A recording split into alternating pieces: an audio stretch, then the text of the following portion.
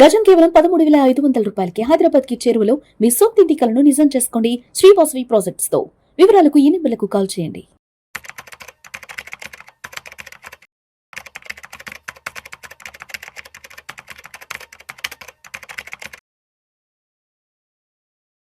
నమస్తే, welcome to Vishnu talks. నేను విష్ణు. ప్రస్తుతం నాతో పాటు సర్టిఫైడ్ ఫైనాన్షియల్ ప్లానర్ అండ్ పైసల ముచ్చట్లు మనీ మంత్రదండం పుస్తక రచయిత ఎం రాంప్రసాద్ గారు ఉన్నారు. సార్తో మాట్లాడదాం.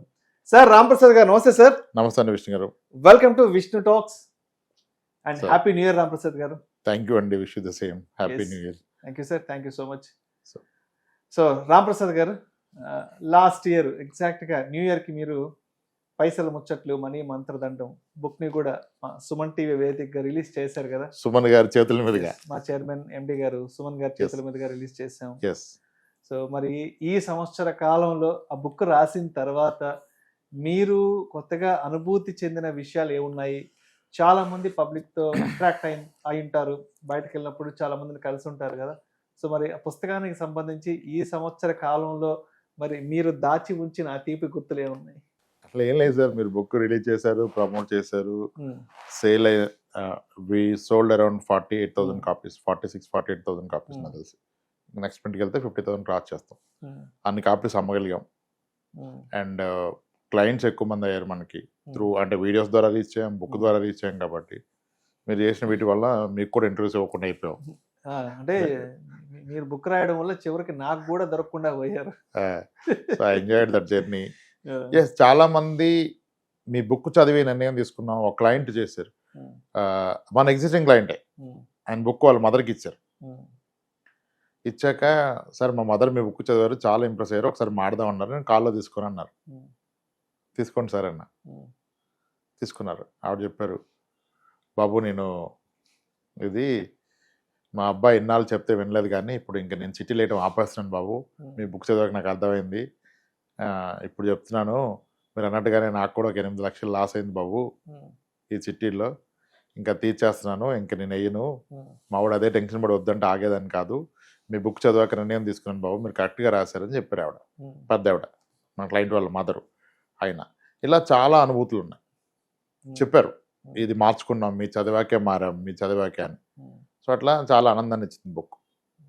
So it's a very good experience. Last 1 year journey, 25 అంతా ఆ బుక్తో అలా నడిచిపోయింది. అండ్ చాలా మంది నన్ను కూడా అడుగుతుంటారు, నేను నెల్లూరు వెళ్ళినప్పుడు అడుగుతుంటారు, నేను కూడా ఏదైనా ట్రావెలింగ్లో ఉన్నప్పుడు, ఏదైనా షాపింగ్ వెళ్ళినప్పుడు, రెస్టారెంట్కి వెళ్ళినప్పుడు అడుగుతుంటారు, సార్ ఇలా రాంప్రసాద్ గారి బుక్ రాశారు కదా, మళ్ళా సెకండ్ వర్షన్ ఏదన్నా ఉంటుందని అడుగుతుంటారు కదా. సో మరి 2వ వర్షన్ 2.0 ఏమన్నా రెడీ చేసి ఆలోచనలో ఉన్నారా? అప్పుడప్పుడు అనిపిస్తుంది రాసేద్దామన్నా, రాయకూడదన్నా? రాయాలండి.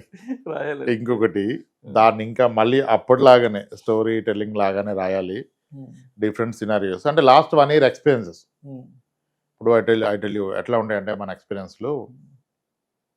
ఒక రిటైర్డ్ వ్యక్తి ఉన్నారు, అతని ఫ్రెండ్ కలీగ్ గవర్నమెంట్ సెక్టర్లో చేశారు. సో వీళ్ళిద్దరు బెస్ట్ ఫ్రెండ్స్. 64 ఏళ్ళు, ఒక అతని కన్నా ఒక ఆయన పెద్ద ఆయన. అయితే అతని కూతురు పెళ్ళికి ఇతను అన్నా, అరే నాది ఎఫ్డీ ఉంది కానీ బ్రేక్ చేస్తే పెనాల్టీ పడుతురా, పెళ్ళి ఉంది కదా ఒక 10 లక్షలు ఇస్తావారా, నీ దగ్గర ఉంది కదా ఫండ్స్, సర్దేసే నేను పెళ్ళడానికి ఇస్తుంది ఎఫ్డీ రాగానే అన్నాడు. ఈయన 10 లక్షలు ఆయనకి ఇచ్చాడు. ఇట్లా కొన్ని ఎక్స్పెన్సులు షేర్ చేస్తా, దానివల్ల మనకి ఈయన 25 lakhs ఇచ్చారు. ఆయన వాళ్ళ పాపకి పెళ్ళి అయిపోయింది, పాపం బ్యాడ్ లక్. ఆయన 45 daysకే డైవర్స్ స్టార్ట్ అయిపోయింది, చాలా ట్రబుల్స్, మళ్ళీ ఆమెకి హెల్త్ ప్రాబ్లమ్స్ వచ్చినాయి, బాగా మెంటల్గా డిస్టర్బ్ అయిపోయింది. దీంట్లో పడిపోయాడు. ఆ డబ్బులు ఇవ్వాల ఈయన కూడా ఆగాడు. తీరా ఆయన అడిగేశాడు, ఇంకెనకు అవసరం పడి, అరే నాకు అవసరం కదరా, మరి ఎప్పటికి కూడా వచ్చేసి ఉంటుంది, ఇప్పుడు ఇంకా నువ్వు ఇంకే ఇట్లేదు అని అడుగుతున్నా అంటే, నువ్వు ఏం మనసులో పెట్టుకుని ఇచ్చావో దానివల్లనే నా కూతురు పెళ్ళి కూడా నిలబడలేదురా, అయినా సరే నువ్వు ఇంత గట్టిగా కరాకండి అడుగుతున్నాను అన్నాడంట. ఈయన రిలేషన్ పోయింది.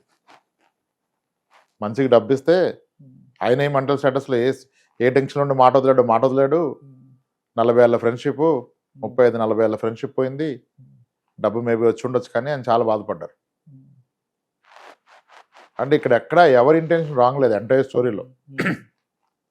ఈయన హెల్ప్ చేద్దాం అనుకున్నాడు, ఆయన అప్పుడున్న స్ట్రెస్కి స్ట్రెయిన్కి ఒక మాట వదిలేసాడు. ఒక 25 లక్షలకే ఏదైనా అడుగుతున్నాడు ఆయన ఎన్నాళ్ళ ఫ్రెండ్షిప్లో, ఇంత కష్టంలో ఉంటే ఆగలేడా, ఏం డబ్బు తక్కువ అని. సో ఇలా మన క్లయింట్ చెప్పిన దాంట్లో చాలా లెర్నింగ్స్ ఉంటాయి. ఇలా చాలా చాలా లెర్నింగ్స్. ఇప్పుడు ఇంకొక కేసు చెప్తాను. ఇవన్నీ రాద్దామని అంతే. బుక్ అంటే ఏం కొత్తగా ఏం మనం క్రియేట్ చేయడానికి ఏం లేదు. ఇప్పుడు అనదర్ థింగ్, ఒక ఎన్ఆర్ఐతో మాడుతున్నాను. నైట్ 11 o'clockకి ఫోన్ చేశారు. బాగా స్ట్రెస్లో ఉన్నాను సార్, మాట్లాడాలంటే చేయను. సార్ 2020లో ఒక విల్లా కొన్నాను సార్ నేను, అవుట్ రైడ్ పర్చేజ్, 1,25,00,000 పెట్టి కొన్నాను. 1,25,00,000 వన్ టైం. అప్పుడు నా ఆలోచన ఏముందంటే 4 కోట్లైంది విల్లా రావట్లేదు 200 గజాల్లో, ఇలా అన్న ఒకసారి పెడితే 1,25,00,000 3 ఏళ్ళకో 4 ఏళ్ళకో వెళ్ళి వస్తుంది కదా అనుకున్నాను. అయితే సేఫ్టీకి ఆయన ఏం చేశారంటే 200 గజాల విల్లాకి 400 గజాల స్థలం మాకు రిజిస్టర్ చేశారు. సేఫ్ కదా, 400 గజాల స్థలం ఉంది, కట్టినప్పుడు ఒక 200 గజాలు వెనక్కి రాయాలి అనుకున్నాము. ఇప్పుడు 5 ఏళ్ళు అవుతుంది, ఇంతవరకు మొదలెట్టలేదు. ఇప్పుడు తీరా మేము కొన్న వాళ్ళం అంతా ఒక గ్రూప్ కింద ఫామ్ అయితే మేము 60 మంది కలిసి కొన్నాం సార్. మేము అతనికి ఇచ్చింది ఇంచుమించుగా 90 కోట్లు. ఆయన మాకు రిజిస్టర్ చేసిన ల్యాండ్ ఏంటని ఈరోజు చూస్తే అది 3 ఎకరాల అగ్రికల్చర్ ల్యాండ్ని వీరందరికీ తలా 400 గజాలు రాశారంట ఆయన. 3 ఎకరాల అగ్రికల్చర్ ల్యాండ్ని ఈ రోజు కూడా అక్కడ ఎకరం 10 కోట్లే ఉంది. అంటే 3 ఎకరాలు కలిపి 30 కోట్లే. బట్ ఆయన కలెక్ట్ చేసింది 90 కోట్లు. 5 ఏళ్ళు అయిపోయింది. ఇప్పుడు ఏం టెన్షన్ పడిపోతున్నారు ఎలా అని. ఏం చేస్తారు వీళ్ళు? ఆయన అగ్రిమెంట్ క్లియర్గా ఉంది. 200 గజాలు 400 గజాలు ఇచ్చాను, నేను కన్స్ట్రక్ట్ చేసినప్పుడు 200 గజాలు వెనక్కి ఇవ్వమని. అంటే టెక్నికల్గా ఆన్ పేపర్ మీరు 400 గజాల స్థలం కొనుక్కున్నారు అగ్రికల్చర్ ల్యాండ్ని 1,25,00,000 పెట్టి. ఇప్పుడు అవలా ఇప్పుడు టెన్షన్ పడుతుంది అన్నాను. సార్ ఒక విషయం అర్థం చేసుకోండి, జరిగింది. ఆయన ఇంటెన్షన్ కూడా రైట్ కావచ్చు, రాంగ్ కావచ్చు, కానీ ఇప్పుడు అది పోయిందని మీరు బెంగపెట్టుకుంటే మీ హెల్త్ పోతుంది. మీ హెల్త్ కనుక పోతే తర్వాత మీరు కూడా పోవచ్చు. హెల్త్ పోతే రాదు. డబ్బు పోయినా సంపాదించుకోవచ్చు, డబ్బు వచ్చినా ఖర్చు పెట్టవచ్చు, ఖర్చు అయిపోయినా మళ్ళీ సంపాదించుకోవచ్చు. కానీ హెల్త్ పోతే మళ్ళీ వస్తుందా? ఏది పెట్టినా రాదు. సో కాబట్టి ఆరోగ్యం చెడగొట్టేది ఏది కూడా సరైనది కాదు. అది ఇన్వెస్ట్మెంట్ అయినా ఏదైనా రిలేషన్ అయినా. సో మీరు ఎందుకు దాని గురించి వరి అవుతారు సార్? దానివల్ల మళ్ళీ ఫ్రెష్గా ప్లాన్ చేద్దాం. వచ్చినప్పుడు వస్తుంది, ఎంత కొంత వస్తుంది, సగం ల్యాండ్ వస్తుంది, అడిగిపోద్ది ల్యాండే కదా అని చెప్పాను. ఇట్లా మల్టిపుల్ ఎక్స్పీరియన్స్లు ఉంటాయి. ఇప్పుడు ఇంకోటి కూడా చెప్పాను, అది కూడా మీకు చెప్తాను. అంటే ఇవే case studies. If I right a book, this what I going to right. ఒక అతను ఒక అపార్ట్మెంట్లో ఫ్లాట్ కొన్నాడు. ఇతను ఒక ఐటీ ఎంప్లాయ్, చాలా అగ్రెసివ్, వెల్ ప్లాన్డ్, ఫైనాన్షియల్గా చాలా నాలెడ్జబుల్ గా, అన్ని మంచి ప్రైస్లో ఇనిషియల్ డేస్లో మంచి బిల్డర్ దగ్గర ఫ్లాట్స్ కొంటాడు, తర్వాత ఇన్వెస్ట్మెంట్ కింద చేసి అమ్ముతాడు. That's how you make decent money. ఇప్పుడు అదే ఉద్దేశంలో ఇంకొక ఫ్లాట్ అండర్ కన్స్ట్రక్షన్ ఉండి అట్ టు బి ఫినిష్డ్, ఒక స్టేజ్లో ఉన్న కన్స్ట్రక్షన్ దగ్గర ఫ్లాట్ ఒక అతని దగ్గర కొన్నారు. ఆయన తక్కువ రేటుకి, మార్కెట్ రేట్ కానీ తక్కువగా ఉంటాడు. ఆయన ఇతను కొన్న వ్యక్తికి ఇతను 1,20,00,000 పే చేశారు, ఇంకొక 60 లక్షలు పే చేయాలి. అది చాలా హర్రీ డీల్ కాబట్టి ఇతనికి ఉన్న హోమ్ లోన్ మీద టాపప్ లోన్ తీసుకొని అన్ని ఫండ్స్ రైజ్ చేసి తీసుకున్నాడు. ఓకే, ఇప్పుడు 1,20,00,000 పే చేశాడు. రిజిస్ట్రేషన్ రోజు ఇంకొక 60 లక్షలు పే చేయాలి పెండింగ్. ఇతనికి ఎవరైతే అమ్మారో ఆ వ్యక్తి ఆన్ ద వే రిజిస్ట్రేషన్ ఆఫీస్కి వస్తూ ఉంటే మధ్యలో ఆయన పోలీసులు అరెస్ట్ చేశారు. ఆ వ్యక్తి గురించి న్యూస్లో కూడా వచ్చింది. అతను ఒక 800 కోట్లు స్కామ్ చేశాడు. మంత్లీ 6% రిటర్న్స్ ఇస్తాను, నా దగ్గర ఇన్వెస్ట్ చేస్తాను, సమ్ ఏవీ సొల్యూషన్స్. సో ఆ వ్యక్తికి బహుశా ఇతన్ని మోసం చేయాలని ఇంటెన్షన్ లేదు. అది అమ్ముకో డబ్బు అవసరం అమ్ముతున్నాడు. ఇంకా వచ్చి రిజిస్ట్రేషన్ సైన్ పెడితే ఇంకో 60 వస్తాను వస్తున్నాడు. ఆయన మధ్యలో పోలీసు తీసుకెళ్ళి ఆయన వాళ్ళు ఏం ఆగిపోయింది ట్రాన్సాక్షన్. ఇప్పుడు కట్టిన 1,20,00,000 వస్తా, 1,20,00,000 రాదు కదా, పోయింది కదా, అది నువ్వు అప్పు చేసి కట్టావు. ఈయన పోలీస్ స్టేషన్కి వెళ్ళాడు. వెళ్తే ఏం చెప్పారంటే ఆ ప్రాపర్టీ కూడా అటాచ్ అయిపోయింది సార్ ఆ కేసులో అని చెప్పారు. అంటే ఇవన్నీ అంటే దానికి రెమెడీ ఏంటి అంటే, నువ్వు ఒక ప్రాపర్టీ ఒకరి దగ్గర కొంటే డబ్బు ఇచ్చే ముందు వాళ్ళ బిజినెస్ ఏంటి, వాళ్ళ లీగల్ ట్రాక్ రికార్డ్ ఏంటి, ఏమన్నా కేసులు ఉన్నాయో కూడా చెక్ చేసుకున్న పరిస్థితి ఏర్పడింది ఈరోజు. ఒక్కొక్కటి ఒక్కొక్క ఎక్స్పీరియన్స్ కదా. నేను బుక్ అంటూ రాస్తే ఇవే రాస్తాను. ఇటువంటి ఒక 50 కేసు 75 ఎన్నో లాస్ట్ టైం రాసినట్టుగా ఒక కేసు, అదే బుక్. అదే అందరి రియల్ టైమ్ సినారియోస్ మనం నేర్చుకున్నాయి సార్, కొన్ని మర్చిపోతాం ఎవరి వీక్. ఈ వీక్ వీడియో కనుక నేను చేస్తే లాస్ట్ వీక్ ఎక్స్పీరియన్స్ చెప్తాను, అంతే కదా. అలా ఒక బుక్ రాసే ప్రయత్నం అయితే చేస్తాను టైం దొరికినప్పుడు. మేబీ ఈ ఇయర్లో not a commitment, but I see ఒక బుక్ రాసే ప్రయత్నం చేస్తాను సార్. కానీ గొప్పగా ఆశించడానికి ఏం లేదు, ఇటువంటివే రాస్తాను. ఓకే. Yes. అయితే ఫస్ట్ బుక్ లో నా పేరు రాశారు, సెకండ్ బుక్ లో కూడా నా పేరు రాస్తారా? బుక్కే మీకు రాసేస్తానండి ఖచ్చితంగా.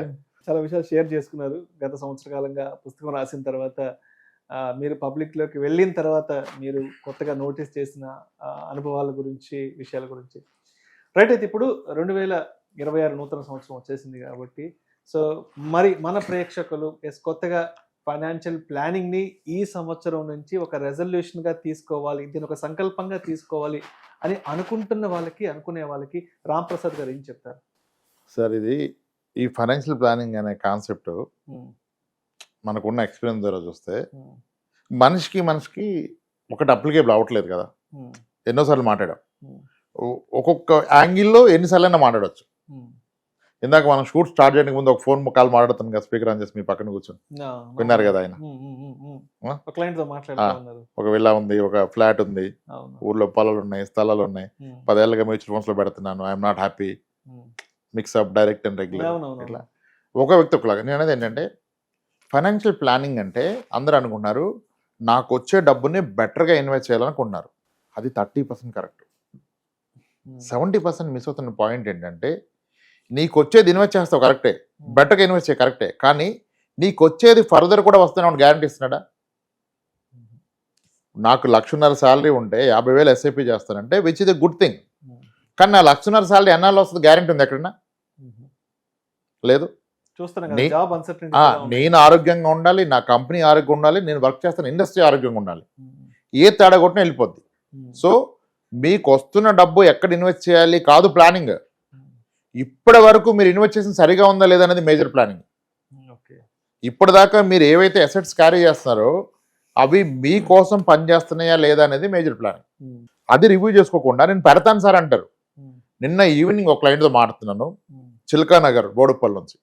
చిల్కా నగర్, ఈ 33 years, just got married, having 1 year kid. ఎలాగో పేర్లు చెప్పలేదు, పెద్ద ఇబ్బంది ఉండదు. వాళ్ళ ఫాదర్ రైల్వేలో చేస్తారు. ఈయన వర్కింగ్, ఈయన వైఫ్ వర్కింగ్. ఓకే. ఇప్పుడు ఈయనకి అక్కడ 2 ఇండిపెండెంట్ హౌస్లు ఉన్నాయి, 3 షట్టర్స్ ఉన్నాయి, షాప్ షట్టర్స్. ఆ షట్టర్స్ ఒక 70 లక్షలు చేస్తా అంటాడు. రెంట్కి ఎవరు ఉండట్లేదు సార్, 10,000 కూడా రాదు, ఖాళీగా ఉన్నాయి అన్నాడు. వీళ్ళ నాన్నగారు 2011లో కొన్నారు ఒక ఇండిపెండెంట్ హౌస్. అది ఇప్పుడు 1 కోటి రూపాయలు చేస్తుంది. ఆ రోజు 30 లక్షలు కొన్నాడు ఆయన. ఈయన లాస్ట్ ఇయర్ ఒక ఇండిపెండెంట్ హౌస్ 1 కోటి, లాస్ట్ ఇయర్ అంటే 2 years బ్యాక్ 1,30,00,000 అట్లా కొన్నాడు, 1,20,00,000 చేస్తుంది. ఓకే. ఇప్పుడు ఆయన ఏమంటాడు, ఆయన నా జీతం నాది 2 లక్షలు ఉంది, మా వైఫ్ 80 ఉంది, ఎలా అయినా నేను అది పక్కన పెట్టు, అసలు నీకేం అవసరం నేను చెప్పాను. ఇవి చెప్పాడు. నేను అన్నాను, సార్ ఇప్పుడు 1,60,00,000 ఇండిపెండెంట్ హౌస్ ఉంది కదా, రెంట్ వస్తుంది, రెంట్ ఎంత వస్తుంది? 20,000 వస్తుంది సార్ అన్నాడు. 20,000 వస్తుంది. దానికి ఈఎంఐ కడుతున్నాడు అతను. 80 లక్షలు ఉంది, 75,000 అంతా ఈఎంఐ కడుతున్నాడు. నీ డబ్బు ఇన్వెస్ట్ చేసి నువ్వు 75,000 ఈఎంఐ కడుతూ 20,000 వస్తే నువ్వు 50,000 కడుతున్నావు. అంటే నువ్వు నీ ఆస్తి కోసం పనిచేస్తున్నావా, నీ ఆస్తి నీ కోసం పనిచేస్తుందా? ఆస్తి కోసం వర్కౌట్ అవుతుంది ఇక్కడ. నువ్వే ఆస్తి కోసం పనిచేస్తున్నావు, నీ ఆస్తి నీ కోసం పనిచేయట్లా. అంటే ఆస్తి పెరుగుతుంది కదా సార్ అన్నాడు. ఎంత పెరుగుతుంది? అది కదా క్వశ్చన్. ఇప్పుడు ఎంత పెరుగుద్ది అనేది ప్రశ్న. ఇప్పుడు మీ నాన్నగారు ఆల్రెడీ కొన్నది ఎంత పెరిగింది, ఇది కూడా అదే పెరుగుతుంది ప్రొఫెషనల్గా. ఇదే డబ్బు అంటే నువ్వు కొన్న కమర్షియల్ షట్టర్స్ కూడా రాంగ్ లొకేషనే, నువ్వు ఉన్న దగ్గర కొన్నావు, బయటకు రాలే. అదే ఇన్వెస్ట్మెంట్ వేరే ప్రాపర్ కమర్షియల్ స్పేస్లో పెడితే రెంట్లు ఎక్కువ వచ్చేది. అసలు ఇదే నువ్వు ఇండిపెండెంట్ హౌస్ పెడితే అక్కడే చిల్కా నగర్లో ఒక గేటెడ్ కమ్యూనిటీ ఫ్లాట్ కొంటే రెంట్ ఎంత వస్తుంది అన్న? 1,20,00,000కి 45-50 వస్తుంది సార్ అన్నాడు. మరి నువ్వు ఎందుకు 20 తీసుకుంటావు? నువ్వు ఎప్పటికీ ఉండవు దాంట్లో. ఎవరో ఉండటానికి నువ్వు కొన్నది నీ కొరకు ఎలా పనిచేస్తుందని కదా నువ్వు చూడాల్సింది. ప్లానింగ్ అంటే ఆస్తుల్ని ఆప్టిమం యూటిలైజ్ చేసుకోవటం, మన డబ్బుని పనిలో పెట్టడం, మన ఆస్తుల్ని పనిలో పెట్టడం. ఎప్పుడైతే మన డబ్బు మన కోసం పనిచేస్తుంది, మన ఆస్తి మన కోసం డబ్బు క్రియేట్ చేస్తుందో, మీరు పని చేయాలా వద్దా అనేది మీ చాయిస్ అయిపోద్ది. అది కదా గొప్ప లైఫ్. నీ 2 లక్షల శాలరీ గొప్పది కాదు, నీ ఆస్తి నీకు ఒక 60,000 ఇస్తే గొప్పది. ఆ 60,000 గ్యారంటీ. అప్పుడు నువ్వు ఓన్లీ కమర్షియల్ యాంగిల్లో చూడాలి. ఒక ఆస్తిని, ఒక పెట్టుబడిని నువ్వు ఎమోషనల్గా చూడకూడదు, కమర్షియల్గా చూడాలి. మనుషుల్ని ఎమోషనల్గా చూడాలి. నీ భార్య పిల్లల్ని ఎమోషనల్గా చూడు. నేను ఏం చేస్తే హ్యాపీగా ఉంటుంది నా కూతురు, నా వైఫ్ హ్యాపీగా, అది. కానీ నేను ఈ ప్రాపర్టీ ఉంటే హ్యాపీగా ఉంటారు, మెయిన్ రోడ్డుకు ఉంది, హైవేకి ఉంది, ఇక్కడ ఉంది, నాకు ఇవన్నీ అంతా ఉంటే నీకేమిస్తుంది? రేపు నువ్వు పోతే నీ తర్వాత ఎవడు మేనేజ్ చేయగలడు? అలా అవుతుందంటే మరి నువ్వెందుకు కొన్నావు? అసలు నీ వల్ల అవుతుందా? ఏ అసెట్ అయినా, it's not just real estate. మీ ప్రతి ఆస్తి, మీ ప్రతి పెట్టుబడి మీ గురించి పనిచేసి మీకు ధైర్యాన్ని, భరోసాని ఇవ్వాలి. భవిష్యత్తు మీద బెంగ తీసేయాలి. మీరు పెట్టిన పెట్టుబడి ఉంది సార్, పెరుగుద్ది సార్, పెరుగుతుంది సార్, పెరిగితే ఎవడు వాడతాడు, ఎలా వాడతావు? దానికి సమాధానం ఉండదు. పెరిగేదాకా మనం ఉండాలి కదా. ఉన్నా నువ్వు మేనేజ్ చేయలో. ఏ అసెట్ అమ్మితే వైట్ ఎంత, బ్లాక్ ఎంత, పెద్ద హెడేక్స్ కదా. ప్రతి ఆస్తికి పర్పస్ ఉండాలి సార్. ఇఫ్ యూ సే నాకు ఇది ఉంది అంటే నేను అడిగే క్వశ్చన్ ఒకటే, దీని అంతం ఏంటి? What is the end for it? దీన్ని నీ భవిష్యత్తులో ఎలా వాడతావు? అలా ఏం లేదు సార్, అది ఉంటుంది, పెరుగుద్ది. అరే పెరిగితే దేనికోదానికి వాడాలి కదా మీరు. ఇప్పుడు మీ స్టోర్ రూమ్లో ఒక ఎక్విప్మెంట్ ఉంది, దేని కొడితే తెలవదు సార్, దేనికంటే ఎందుకు ఉంచుతున్నావు, తీసి బయటపడే. Same is the case with assets. నీకు రేపు ఇబ్బంది వస్తే నేను ఆదుకుంటుందా? నీకు సన్నగా జాబ్ పోతే ఆదుకుంటుందా? నీ కిడ్నీ ఫెయిల్ అయితే ఆదుకుంటుందా? అంతే కదా. అది కదా ఆస్తి. అప్పుడు ఆ భరోసా ఉంటే నువ్వు హ్యాపీగా బ్రతుకుతావు, నీకు జబ్బులు రావు. ఈ పనికిరాని ఆస్తులు కొనే జబ్బులు తెచ్చుకున్నారు. జబ్బులు రావడం లైఫ్ టైం తగ్గిపోద్ది. నువ్వు కొంటుంది ఆస్తి కాదు, నీ చావు. దాన్ని ప్రీఫోన్ చేస్తున్నావు నువ్వు చావుని. 70 ఏళ్ళు బ్రతకాల్సిన వాడి బాధ్యతలు పెంచుకొని, హెడ్ఏక్స్ పెంచుకొని, లీగల్ ఇష్యూస్ పెట్టుకొని దాన్ని తగ్గిస్తున్నావు 10 years. ఏదైనా ఈవెన్ రాంగ్ ఇన్వెస్ట్మెంట్ నీకు కూడా అయినా సేమ్. నువ్వు టైం స్పెండ్ చేస్తే నీ ఫ్యామిలీకి, నువ్వు స్పెండ్ చేస్తున్నావు రీసెర్చ్ రివ్యూల మీద, నువ్వు స్పెండ్ చేస్తావు టెనెంట్ బాత్రూమ్ క్లీన్ చేయించడానికి. టెనెంట్ వెకేట్ చేస్తే బాత్రూంలో శానిటరీ ప్యాడ్స్ ఉన్నాయి సార్, పైప్స్లో తీపిచ్చామని చెప్పిన వాళ్ళు నా దగ్గర ఒక 10 మంది ఉన్నారు క్లయింట్స్. ఎంత పెయిన్ఫుల్ ఉంటుంది ఒక ప్రాపర్టీ ఓనర్కి. టెనెంట్ ఎంత దరిద్రంగా వాడాడు నా ప్రాపర్టీ అంటే.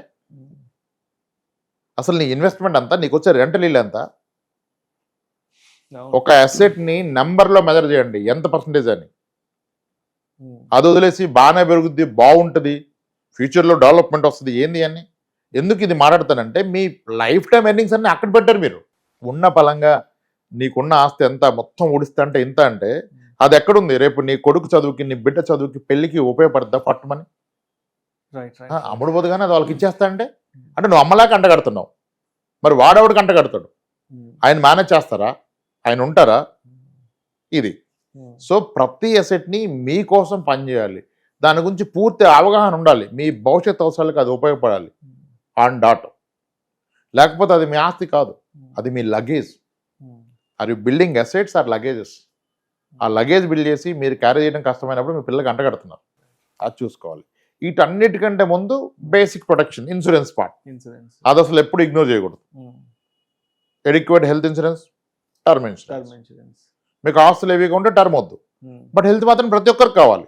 అది తీసుకున్నప్పుడు మళ్ళీ 5, 10 బేస్ టాప్అప్ ఇవన్నీ వద్దు. సొల్లు స్ట్రైట్ అవే మినిమం 1 crore. ఇక ఏమాత్రం ఎఫర్డబుల్ లేకపోతే మనం చెప్పలేం. బట్ నీకు అవకాశం ఉంటే నువ్వు ₹1 హెల్త్ ఇన్సూరెన్స్ పెట్టుకోవాల్సిందే. అది లేకుండా ఏది పెట్టినా సేఫ్ కాదు